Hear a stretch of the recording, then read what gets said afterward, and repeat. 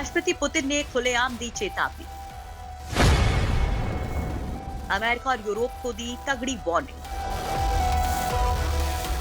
पश्चिमी देश रूस की रेड लाइन न नांगे, हमारे सब्र का इम्तिहान न ले, वरना ऐसा करारा जवाब मिलेगा जिसकी कल्पना भी किसी ने नहीं की होगी। ये रूस के राष्ट्रपति पुतिन ने कहा है। अमेरिका और यूरोपीय देशों को सीधी वार्निंग देते हुए पुतिन ने कहा कि हमारा जवाब आपकी सोच से कई गुना ज्यादा खतरनाक होगा।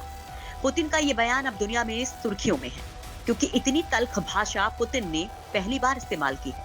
यूक्रेन बॉर्डर पर लाव लश्कर के साथ जमे पुतिन का पारा इस वक्त 7वें आसमान पर है।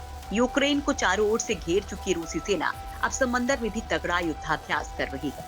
तो वहीं रूस की आग भड़काने के लिए अमेरिका ने पुतिन के आलोचक को लेकर कड़ी टिप्पणी की थी, जिसके बाद जेल में अनशन कर रहे विपक्षी नेता एलेक्सी नवलिनी के मसले पर भी रूस और पश्चिमी देशों के बीच तनाव बढ़ा हुआ है। रूस देगा खतरनाक जवाब। पुतिन ने अपने संबोधन में कहा कि रूस बाहरी चुनौतियों से निपटने में पूरी तरह से सक्षम है। संसद के दोनों सदनों को संबोधित करते हुए पुतिन ने कहा, हम सभी के साथ अच्छे संबंध चाहते हैं।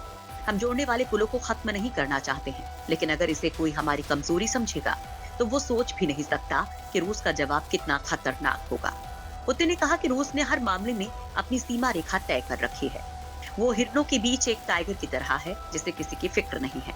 पुतिन ने कहा कि कुछ देशों की आदत है कि वे हर समस्या के लिए रूस को जिम्मेदार ठहरा देते हैं। उनके लिए ये एक तरह का खेल है, लेकिन भड़कावे का ये खेल लंबे समय तक नहीं चल सकता। इस तरह का खेल खेलने वालों को पछताना पड़ेगा। यूक्रेन बॉर्डर पर मंडरा रहे युद्ध के बादल। यूक्रेन को लेकर भी रूस और पश्चिमी देशों के बीच तनाव बना हुआ है। रूस ने यूक्रेन के साथ लगे बॉर्डर पर अपने 1 लाख से ज्यादा सैनिकों को तैनात किया है। इसमें बड़ी संख्या में सेना क्राइमिया में है। साल 2014 में रूस ने क्राइमिया को यूक्रेन से छीनकर अपने में मिला लिया था।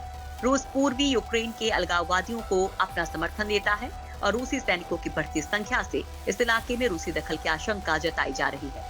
रूसी सेना पर नजर रखने वाले विशेषज्ञों ने पहले ही बताया था कि 58वीं आर्मी पहले से ही क्रीमिया पहुंच चुकी है।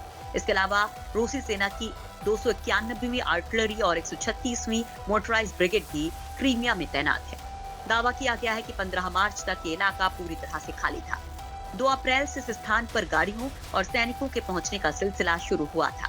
पिछले हफ्ते अमेरिका ने रूस पर गंभीर आरोप लगाते हुए 10 रूसी राजनयिकों को निलंबित कर दिया था। रूस ने भी बदले की कार्रवाई की। इसी तरह के आरोप प्रत्यारोप चेक गणराज्य और पोलैंड के साथ भी हुए। इस बीच पुतिन ने बेलारूस के राष्ट्रपति अलेक्जेंडर लुकाशेंको का समर्थन किया, जो विरोध का सामना कर रहे हैं। 17 अप्रैल को बेलारूस के अधिकारियों ने ये जानकारी दी थी कि उन्होंने अमेरिका के समर्थन से राष्ट्रपति लुकाशेंको को मारने की साजिश को नाकाम कर दिया है। रूस की संघीय जांच एजेंसी एफएसबी ने कहा था कि उसने इस साजिश में कथित रूप से शामिल बेलारूस के 2 लोगों को हिरासत में लिया है, लेकिन तख्तापलट के दावे को निर्वासित विपक्षी नेता स्वेतलाना ने खारिज करते हुए इसे एक उकसावे की संज्ञा दी। स्वेतलाना के समर्थन में पिछले साल से बड़े प्रदर्शन हुए हैं। पिछले साल लुकाशेंको ने चुनाव में जीत का दावा किया, हालांकि उन पर चुनाव में धांधली के आरोप लगे। प्रदर्शन में बड़ी संख्या में शामिल लोगों की पिटाई हुई और उन्हें पुलिस ने हिरासत में ले लिया।